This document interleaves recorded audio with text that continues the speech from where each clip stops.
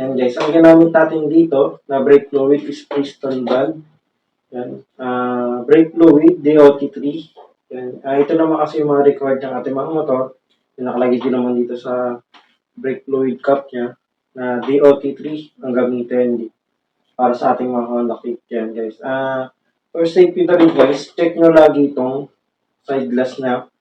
Ang side glass dito ng brake fluid nyo para hindi kayo may gaya sa akin na pag-uwi ko kanina kasi sagot ko ba't di na ako makapit yung front brake ko. Yan, so ko, pababa, turnay ko pababa, pagbaba ako, umaabante pa rin ako padaan-daan kahit naka-brake na ako. Yung sabi ko, check na natin pag-uwi yan, check natin. And pag-check ko, wala na talaga langis, konting-konti na lang. Tapos, yan nga, madumi na, lumalabas na langis natin. Parang may mga kalawang o nabat, natubigan. Pero hindi kasi siya natubigan. Kasi pag natubigan to guys, ano yung langis, ibig sabihin, ano siya, puputi siya. Parang magiging gatas yung kulay niya. Then, tingin ko, nag-expired na siya. Yan, expired na yung grasa, yung langis na ginamit dito. Then, pero, mag-almost hit 5 years na itong motor natin. So, first time natin mag-refill ng brake fluid. So, 5 years yung tinagal ng stock na brake fluid. Tapos yung dinakbon natin is 100K na, mag-100K na is 98,000 kilometer na to guys. Mag-100K na siya, di ba? Yan. So, yan. Safety purpose. Check na to lagi. Siyempre, brake yan guys. Mahalaga yan. Dahil sa mga biglaang tawid, biglaang may lumiko, magagamit ko lagi yung brake yan guys. Pero, aware ko lang din sa iba. Pag kumamit kayo ng brake, yan, lagi nyo gamitin is both brakes guys. Huwag kayo masanay na likod lang or harap lang. Much better na gamitin nyo is both brakes sabay. Yan. Kahit sabihin yung sabay nyo pinipresyon, may tendency pa rin na nauuna nyo yung kaliwa. Yan, ganun. Pero walang problema doon guys, basta magamit nyo siya ng both brake. Yan guys. Alright, mga Waratech, maraming salamat sa mga sumusuportahan Motor Tech. Yan. Thank you sa mga appreciate ng mga vlog natin. Thank you sa lahat sa inyo.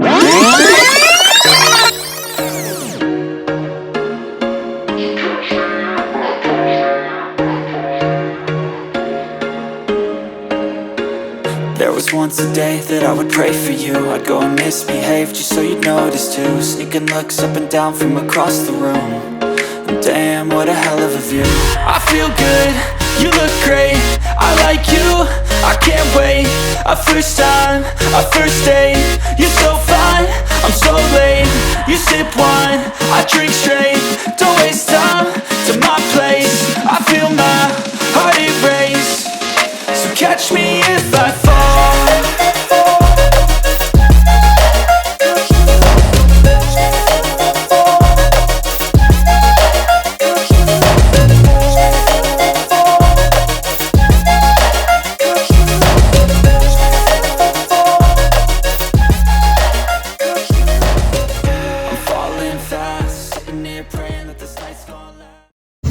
Alright, welcome mga Waratech. Yan guys, pansin nyo. Pag bilis masagad ng brake natin, yan, grabe, walang ka-hard. Hindi mo kailangan gamitin ng sobrang power para makapag-brake ka. Yan guys, kumakapit siya, pero kailangan sagad na sagad. Pero wala, halos ang hina ng kapit guys. Alam mo guys, try na natin. Yan, umiikot pa rin siya. Tsaka siya diikot pag sagad na. Pero mahina, yan guys. Kahit sagad dyan, pag palusong pababa, nakasakay ka, dudulas pa rin yung brake mo. Dahil, yun nga guys, yung brake fluid natin, ubos na. Ang pag-check ko, kasi, kalawangin kasi yung brake natin Parang may kalawang kasi naharang, kaya halos di ko rin makita kung may laman pa ba o wala na. Ngayon, may check natin, ma-actual natin, pagtanggal natin ng brake fluid cap nito. Yan, dyan natin makikita kung may laman ba talaga o wala. Yan guys, hanap din kayo ng pang cover nyo, trapal, basahan. Pero itong ginamit natin trapal guys, para plastic. Yan, pag kasi napatakan yung flarings nyo, possible is pwede siyang malusaw or ma-fade yung paint nyo. Yan guys, pansin nyo, walang laman. Grabe, natuyuan tayo ng langis. Tapos parang may mga alakalawang siya. Yeah. Yan. Then, linisan nyo lang guys. Punasan nyo. Tapos, maglalagay tayo ng brake fluid. Yan. Yun lang guys.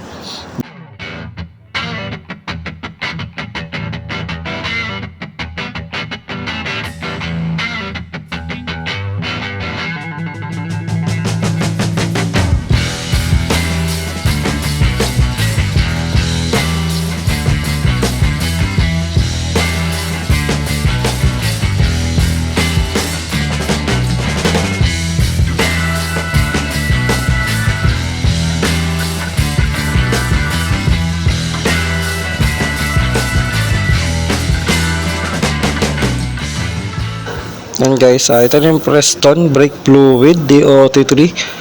Hindi ko sure kung magkano to guys dahil matagal ko na to nabili. In-stock ko na talaga sa bahay natin. Ano to guys mga isang taon na to dito. Yan, bago to guys, nabili natin to. Malaki na yung binili ko dahil yun nga, magagamit naman natin to.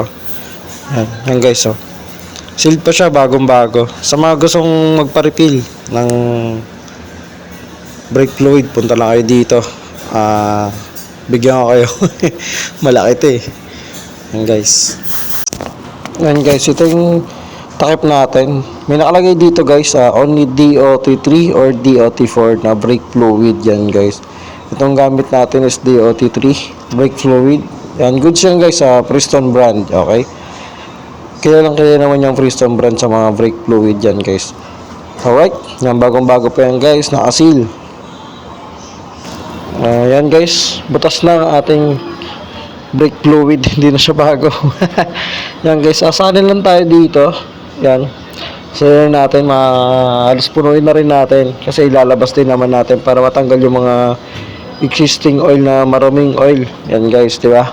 Para malinis talaga ang ating brake fluid na papasok sa ating brake master. Okay?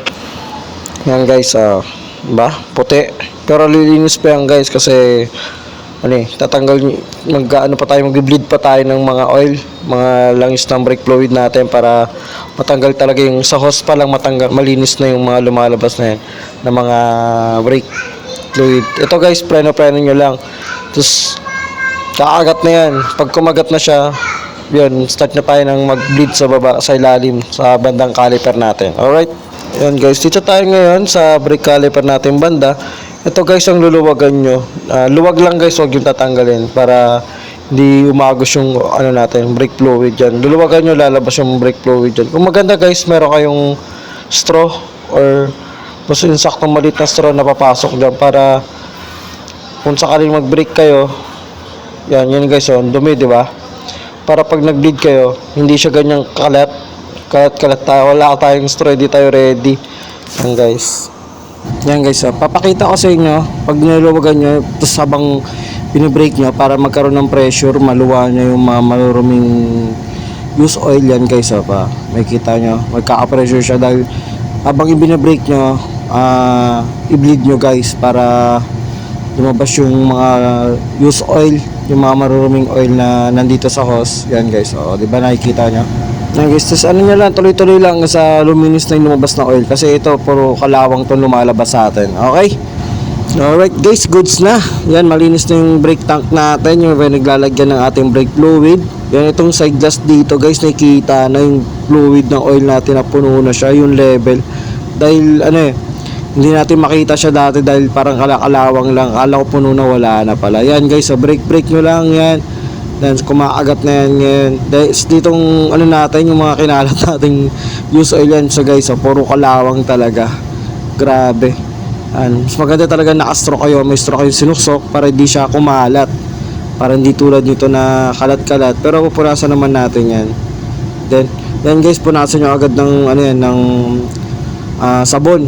Mga liquid soap yan para hindi agad na malusaw yung pintura ng inyong mga flarings. Okay? A few moments later.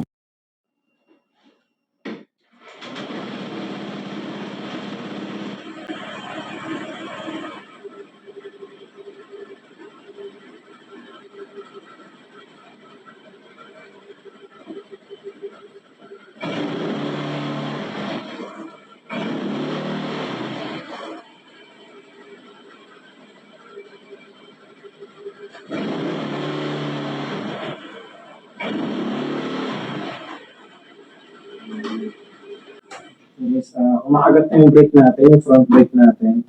Lately kasi kakapag-uwi ko kanina, kahit full brake ko to, umuusag ako, guys. Yan, kaya nung may pababa kanina, umabante pa rin ako kahit naka-brake na ako sa harap. Kaya sabi ko, check na natin. Yan. Hindi ko kasi makita yung indicator nito dahil ano nga siya, yung parang may kalawang. Yan. Yung pala, madumi na. Yan guys, yung lumabas natin langis is, ano na, urine, parang kalawang, kinalawang. Parang na-expired yung langis na ginamit dito. Parang ginamit natin.